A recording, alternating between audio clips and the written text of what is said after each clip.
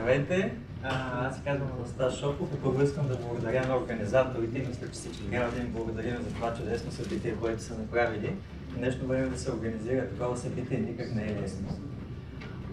И първото нещо, което искам да направя, да продължа малко и да развия примера на Филип за това. Много ми хареса за виртуалната реалност, където някой си стои и се вози в такси, а пък някой друг вози в такси и двамата са с едни такива очила за виртуална реалност.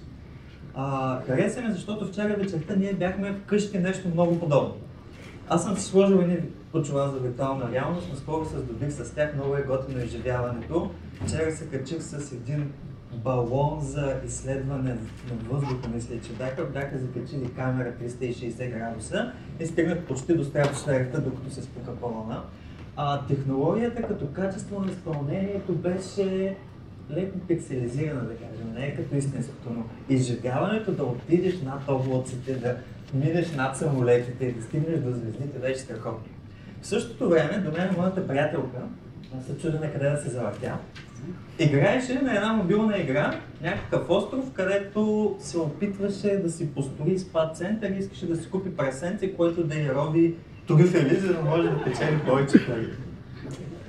Значи имаме от една страна технология, която е супер готина, за да може да влезем в света, в виртуалния свят. От друга страна имаме бизнес модел, който ни позволява да печелиме пари от нещо толкова елементарно като ферма или като виртуален остров, а хората плащат, за да купуват такива виртуални предмети, а компанията, която разработва, печели от това.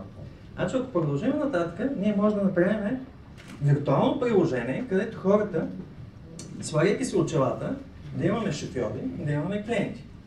Клиентите за какво биха плащали? Примерно биха плащали, за да имат готини дрехи, биха плащали да бъдат по-модерни спрямо останалите. Шофьорите от друга страна биха плащали, за да имат по-готина кола. Откъде може да печелим? Може да печелим от това, че да вкараме различните шофьори да карат примерно Mercedes и BMW-та. Смисъл, фирмите биха инвестирали в това, защото човек като се сложи очилата, той се едно сяда в колата и вижда колко по-комфортно е да каже от неговата кола, колко по-готино би се чувства. И това е един пример точно за дигитална трансформация, за мислене по нов начин, как може да направим нов продукт или нова услуга, които да са базирани на технологии, с които ние разполагаме.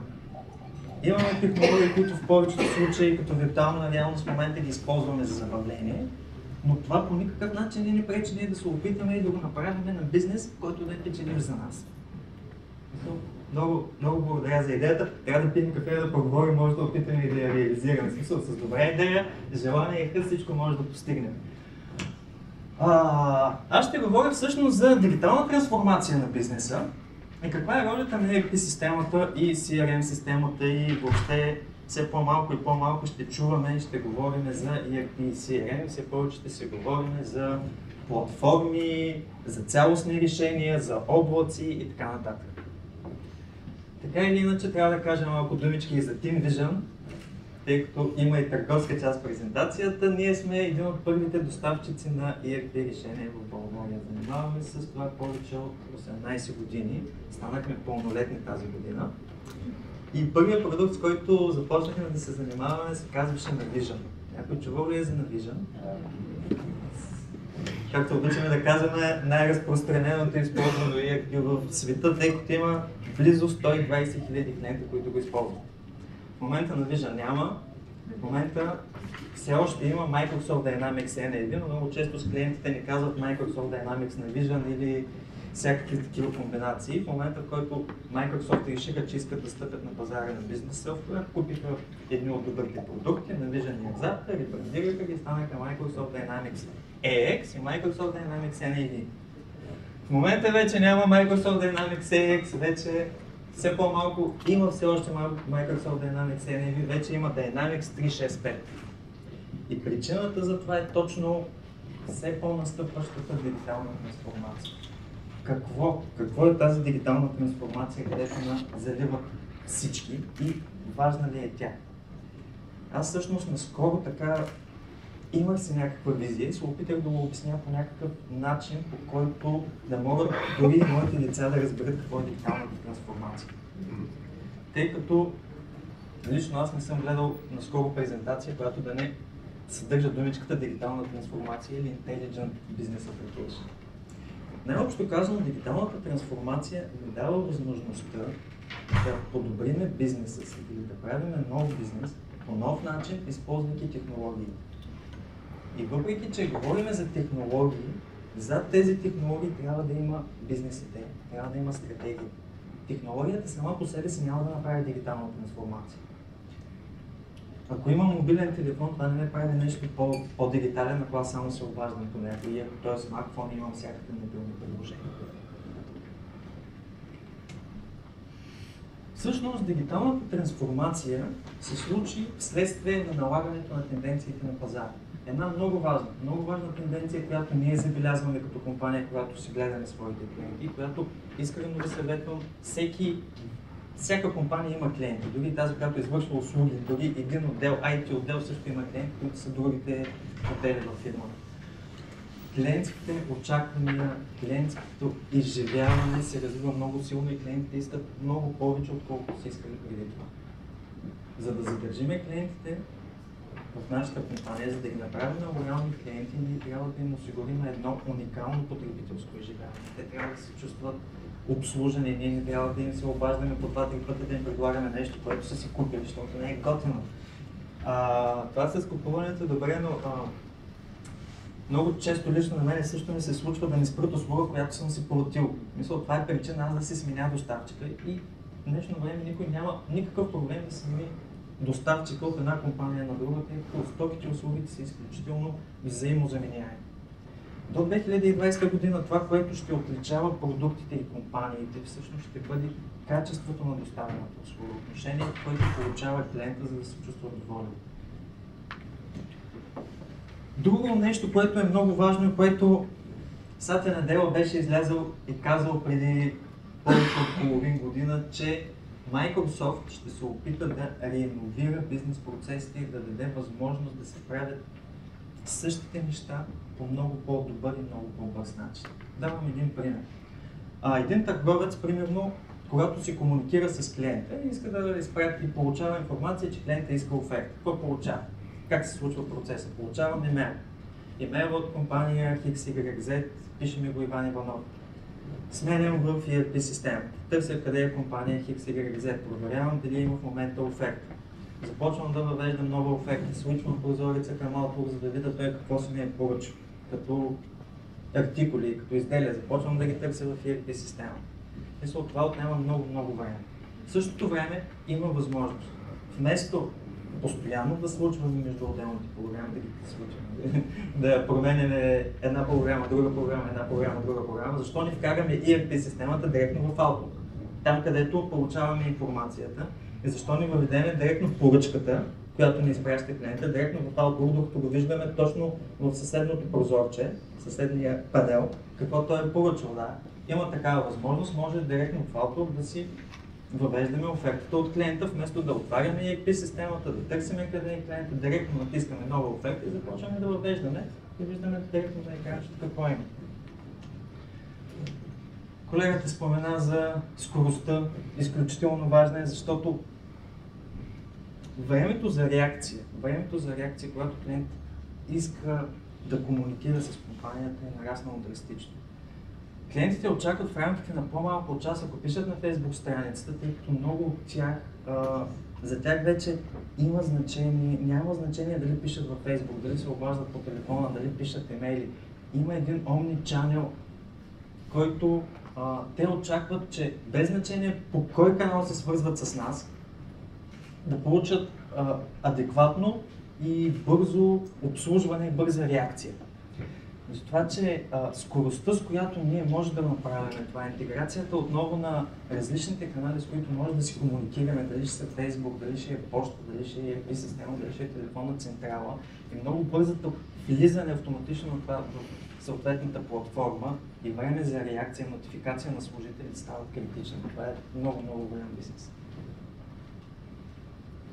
Основните процеси, които може да подобрим с дигиталната трансформация.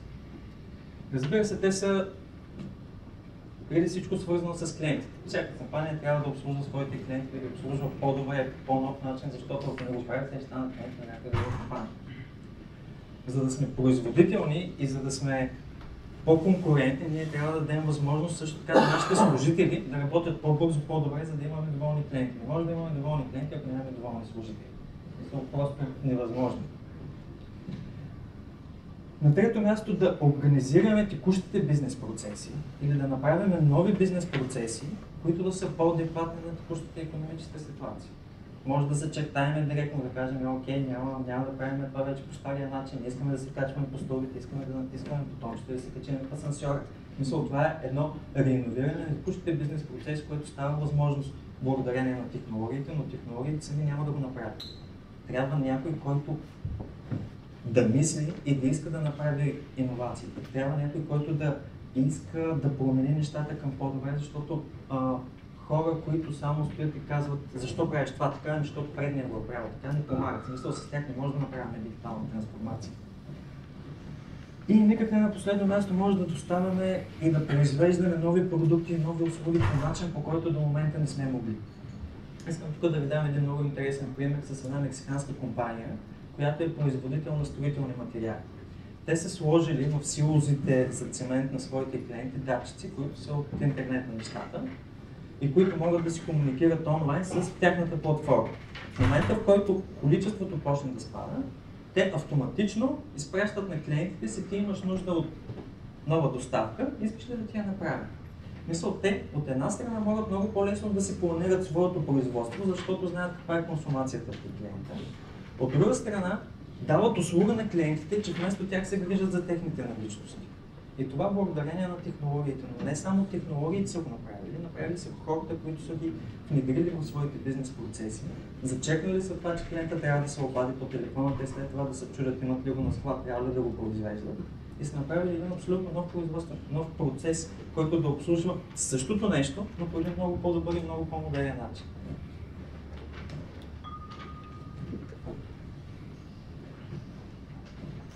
Как може да ангажираме клиентите или как може да привличаме клиенти в новия свят, в новия дигитален свят? Интересното е, че има много сериозна разлика между очакванията на клиентите, между въобще потребителското изживяване, което ние като потребители изживяваме и това, което успяваме пък да доставяме същевременно като преживяване при доставката на бизнес софтуер. От една страна имаме мобилни телефони, имаме Android Play или AppSource и всякакви такива, където, както каза и колегата, цъкаме, сваляме приложението, ползваме го, по някой път то може да интегрира го, може да не, ако не харесва го махаме. От друга страна имаме доставчици на услуги, както примерно традиционно при нас се случваше доскоро. Искам да ми покажете демо за CRM система. Но то не може сега така. Първо трябва да дойдем да си поговорим два дни, да ви направим един анализ, след това вие трябва да ни попълните един въпросник, след това ние ще ви го покажем, но първо трябва да ни опишете един случай, който искаме. Много по-трудно се случват нещата в бизнеса, отколкото хората са свикнали, че трябва да се случват в реалния живот. Мисля, като потребители всичко не се случва много лесно, а като бизнес е като нещо, което е по-традиционно, което по-бавничко се променя, се опитва да работи с старите скорости, с старите бизнес модели в един свят, където хората очакват всичко да се случи много по-бързо и много по-лесно. Технологиите ни дават възможност да проследяваме потребителя още от момента, в който той дори не е посетил сайт. Наскоро тествахме с моята колежка Дани една платформа, която ни казва коя компания ни е влизала на сайт. Естествено не може да кажа, ако аз ще си вляза от собствения компютър, тогава казвам не е компания. Но имаме информация кои компании са посещавали на нашия сайт, колко пъти са го посещавали, на коя страница са ходили. Оттам нататък вече ние много по-спокойно може да си изградим нашия маркетинг, насочен към тези компании, които имат интерес към нашите продукти.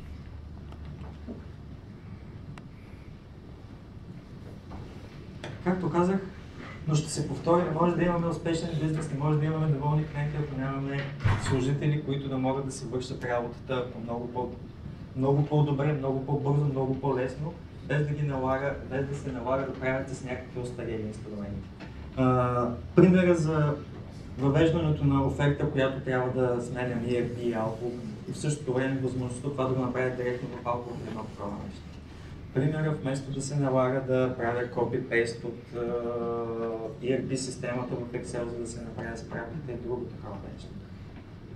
Въобще, процесите, които извършват служителите, могат да станат много по-автоматични, базирани на технологиите. И ако не се опитаме да въведем тези технологии, то много често самите служители стават излишни в определени операции. Наскоро в американска японска застрахователна компания бяха уволнили, ако не се лъжа, от рода на 90% от хората, които се занимаваха с риска, защото са внедрили софтуер за оценка на риска, който до момента са го правили тези служители. Софтуер е работил на 90% по-бързо, съответно правил по-малко грешки и ефекта е много по-добре за компанията. И не знам дали сте срещали, но на Запад има една така много голяма дискусия какво всъщност ще правим ние хората, когато компютрите почнат да работят вместо нас. Все още е малко далече това, но така или иначе те компютрите не могат да правят всичко. Със сигурност ще има трансформация, със сигурност ще има неща, които компютри и изкуствен интелект ще правят по-добре, но много голяма част ще има нужда и хората да го правят. И това, че трябва да има една такава приемственост или опит и на компанията да каже на служителите си, да доведе до това, че те няма да бъдат заменени, те ще станат просто по-производителни. С това се чувствам малко като полицай тук, като катаджия. Операциите могат да станат много по-силни, много по-интегрирани, използвайки новите технологии. Доскоро говорихме за бизнес анализи, в смисъл колко е важно да имаме информация, на база на която да изграждаме справки и анализи. Това вече не е актуално. Вече можем да правим бизнес модели, които преди настъпване на определено събитие, те да ни казват, че има възможност това да се случи. Давам един много интересен пример, не знам дали сте гледали за Rolls-Royce. Rolls-Royce, те се продадаха, ако не се лъжа, бизнеса за производство на коли. В момента произвеждат самолетни двигатели. Така се тръгна? Да. Супер. Дори в момента те не ги продават, а те дават под наем своите двигатели на авиокомпаниите. Един много сериозен проблем на авиокомпаниите е, че ако настъпи повреда в някой двигател, компанията губи много пари. Загубите в индустрията са за милиарди долари. И това, което те са направили, има изключително много датчици във всеки един двигател. Тези датчици придават онлайн информация постоянно, докато те работят в платформа, където ги обработват. И на база на тази информация в реално време върви модел, който гледа дали има настъпване на определени събития, при настъпването на които в 80% двигателя би могъл да се повреди. Ако има такова нещо, автоматично се изпраща нотификация, че този двигател трябва да бъде сменен в рамките на 2 седмици, да дойде да бъде ремонтиран, на негово място съответно компанията да изпрати друг самолет. И по този начин самите процеси, самия начин на правене на бизнесна организацията е много по-ефективен.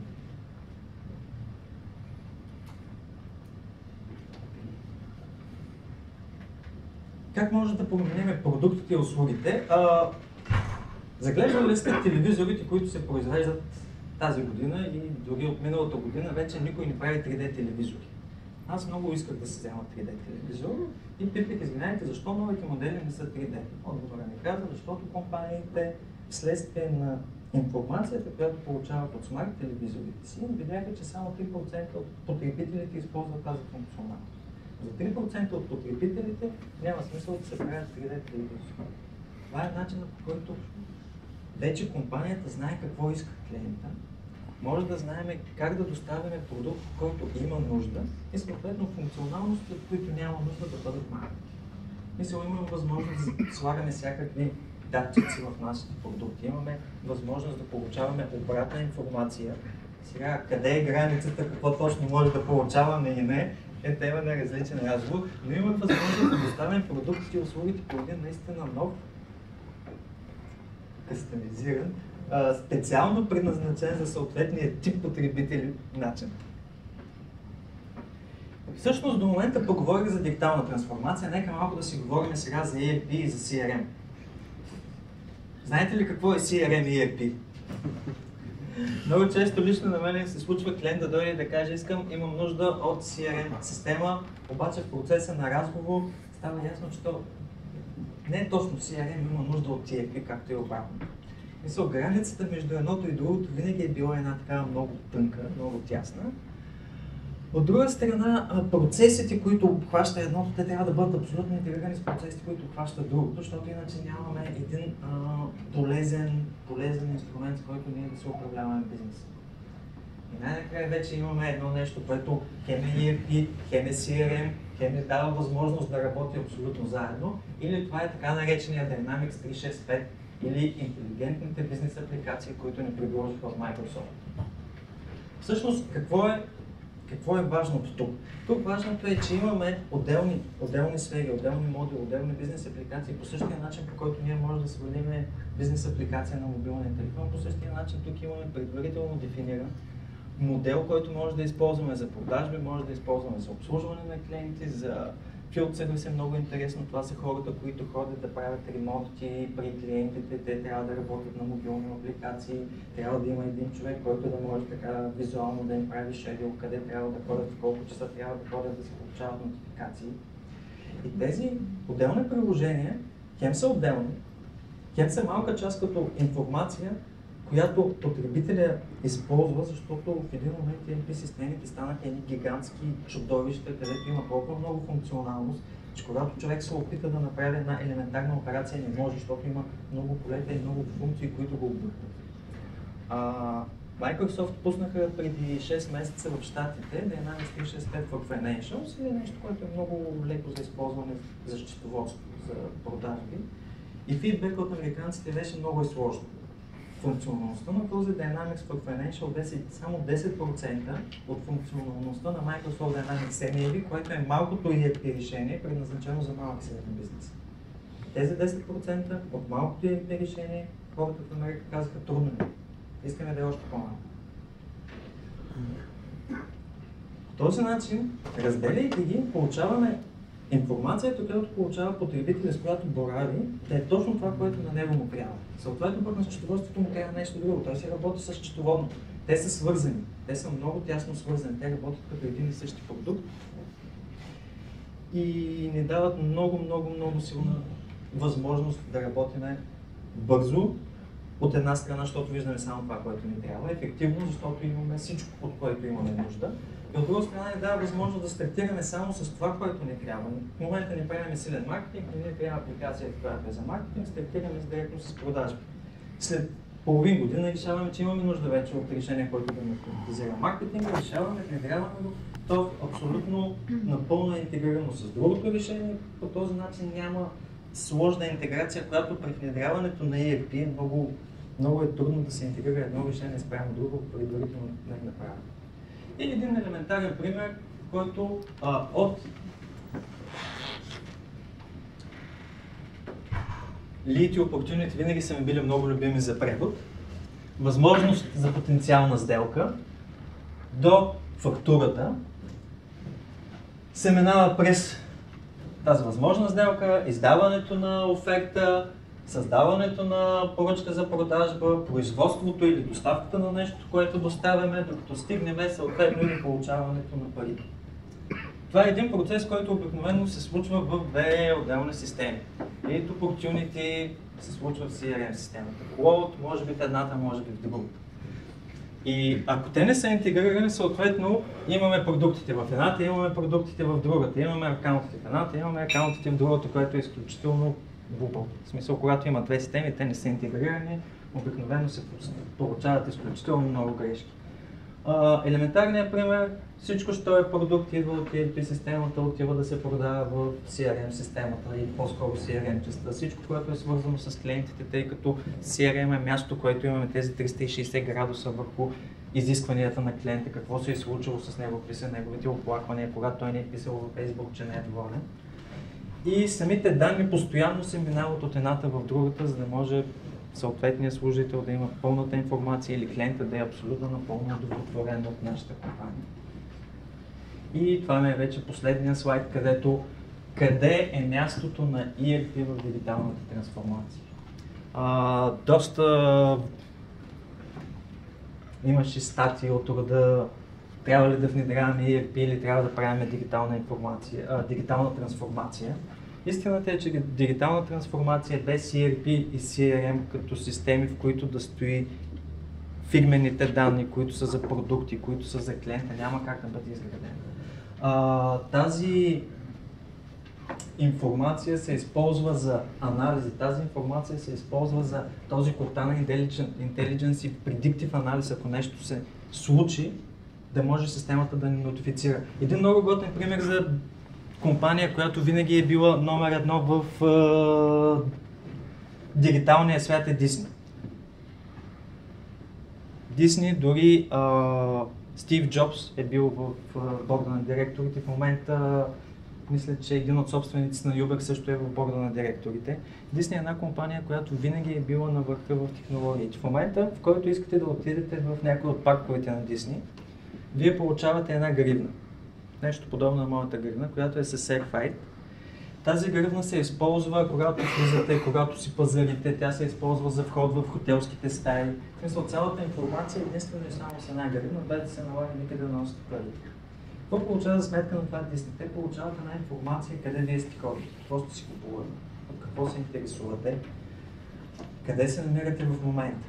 Защото дори актьорите им разполагат с технологии, които могат в близък кръг да им кажат, Алекс има рожден ден, той е довел детето си, сега отиди му кажи честит рожден ден и му изпее някаква песничка. Това е едно уникално потребителско изживяване за детето, ако то така без да знае, че в смисъл, човек, който абсолютно не го познава, отива при него и почва да му пее честит рожден ден и е ясно къде има хора. В смисъл, някъде има ли опашки и ако има евентуално опашки, получават пък хората възможност да отидат на някой друг атракцион, получават на мобилното приложение нотификация и че ако се върнат след един час, със сигурност ще минат веднага без да се налага да чакат. От друга страна, когато е интегрирано с това мобилно приложение, те знаят какви са интереси. Знаят примерно, че ако в определената сега тук зала има момиченца на възраст между 10 и 12 години, няма да пратят Батмана, ще пратят някоя пепеляшка, която да ги забавлява. Мисля, цялата тази информация, цялата тази дигитализация, те използват за правенето на един наистина уникален бизнес. Това беше от мене. Благодаря ви.